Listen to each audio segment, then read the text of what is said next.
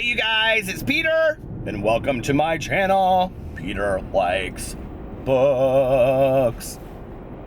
Okay, so this is a car vlog, but this is also my Diverseathon update, because it is now Friday afternoon, 5:17 p.m. of Diverseathon, and I thought, you know what?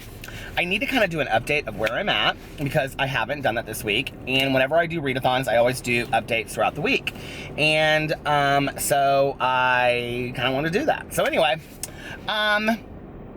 first of all, I want to say that I am reading If I Was Your Girl by Meredith Rousseau, and I am halfway through it. Well, a third of the way through it.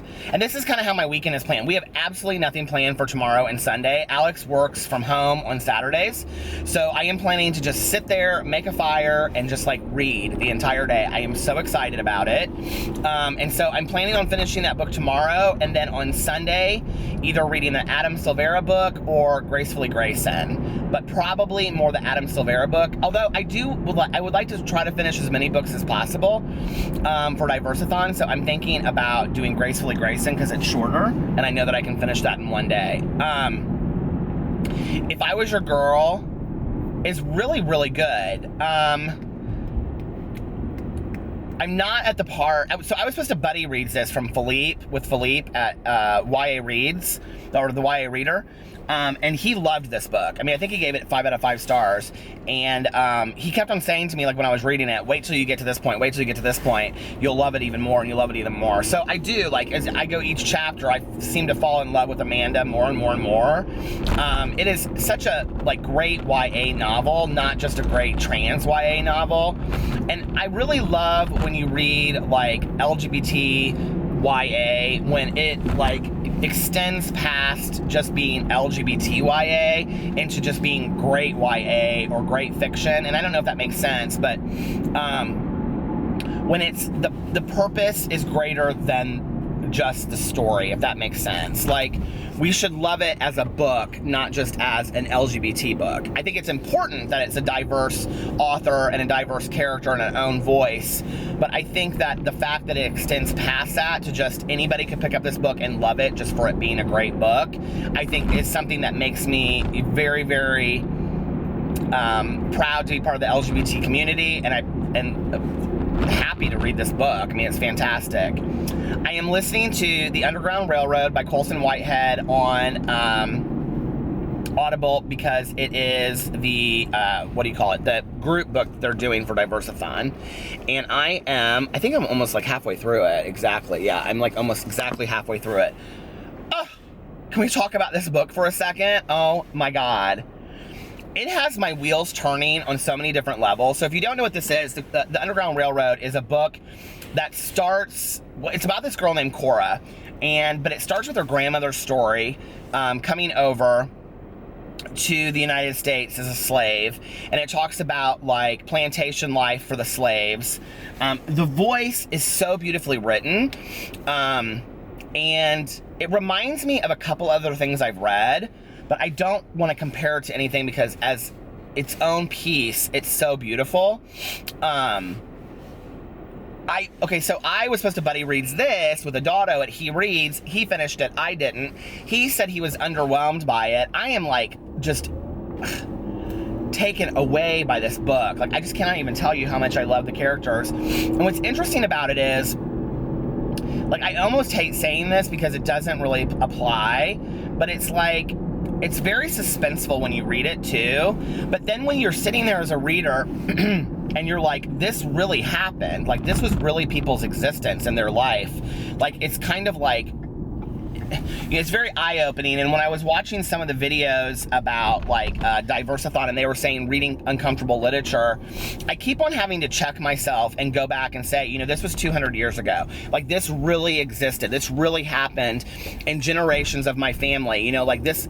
And I don't know if it's just a history of slavery and the Underground Railroad. I feel like it is also a history of white privilege in our country, and that's the part that's so uncomfortable to read about it as a white man in the United States, that the white privilege, and I know a lot of people are going to disagree with me on this, I get that, but as a white man reading this book, it is, I'm like pulling into Costco right now. It is,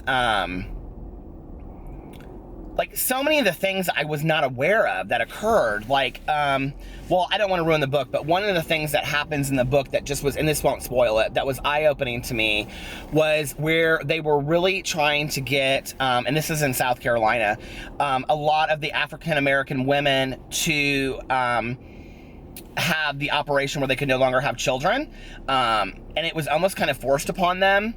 And, you know, it's interesting when we see that still happening in other parts of the world, but we don't think of that as being a thing that happened in the United States. And it was like something that they were really pushing at that time, you know, or I didn't realize that like in free states, like in New York City or in New York, that, you know, like slaves could come there and be free, and that they had this understanding that once they crossed the state line that they were free, but that wasn't really true because they were still considered property.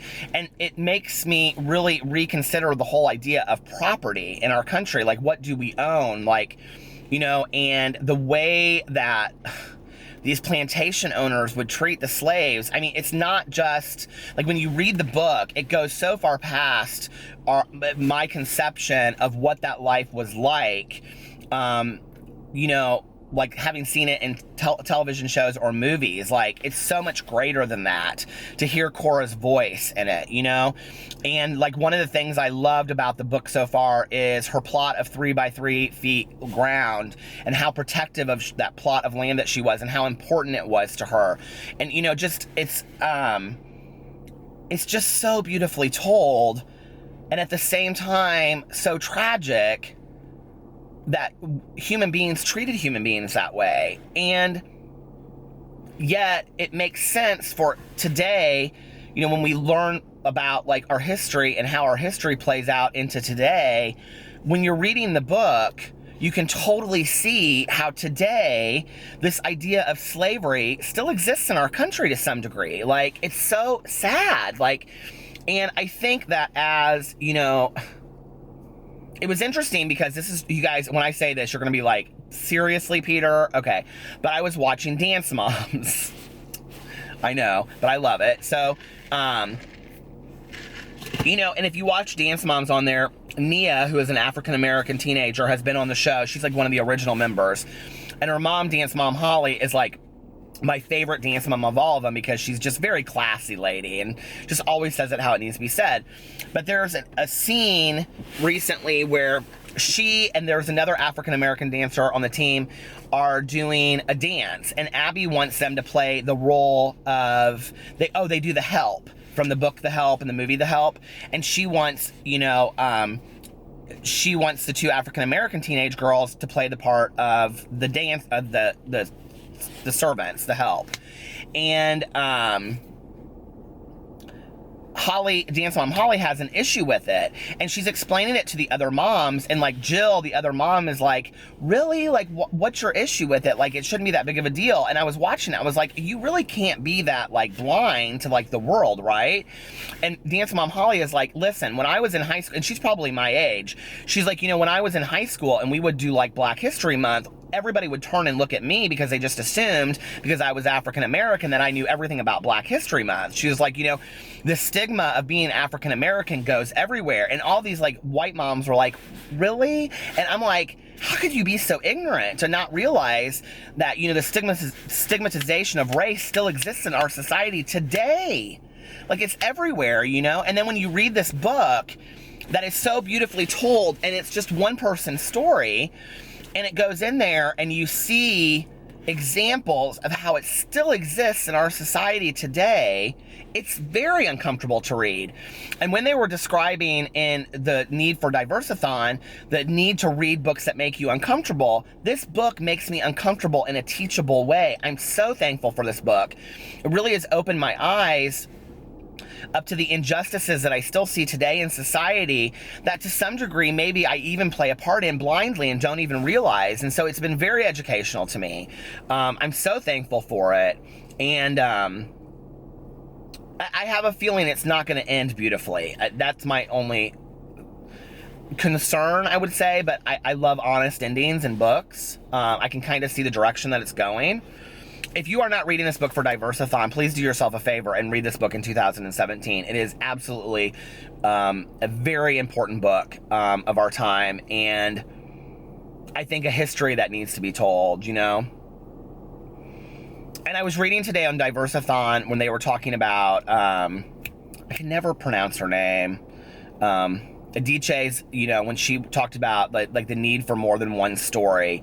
And I think that this is so important, because I think even when we don't understand our own history, and the history of slavery in the United States is not just the history of the African American, it's the history of white privilege as well. And I don't think that we can really, as white Americans, grasp the understanding of white privilege until we understand our part in what that looked like, and how uncomfortable that is to own that and say, I no longer choose to be part of that injustice today that still plays out 200 years later. And I'm thankful for that book for opening my eyes to things I didn't even see. So Diverseathon for me, I did it, you know, last in the summer, and I did it, you know, now, and it's just always so good for me. But I always force myself to read the books in a way that I normally maybe wouldn't read, that I need to, with more questions. Like, I even found myself Googling last night, because I live in Indiana, you know, were there slaves in Indiana? And I'm like, why would, at 44 years old, I grew up here, I went to schools in Indiana, why don't I know that? Like, why was I never taught about slavery in Indiana, you know?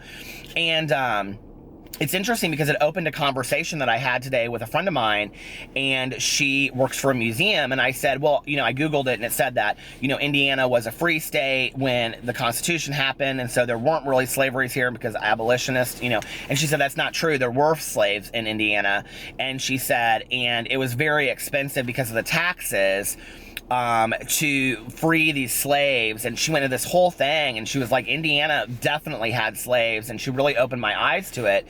And now as I'm like driving around, you know, just around Indianapolis today, I'm thinking to myself, like, these were streets that slaves lived and walked and were treated, you know, cruelly. I don't know. It's just, it makes me look at the world in a completely different way, a way that I hadn't looked at the world 2 days ago before I started reading this book.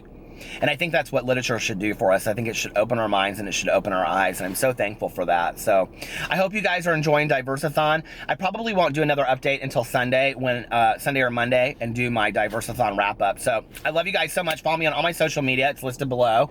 If you're reading Underground Railroad, let me know in the comment section what you think. Talk to you later. Bye.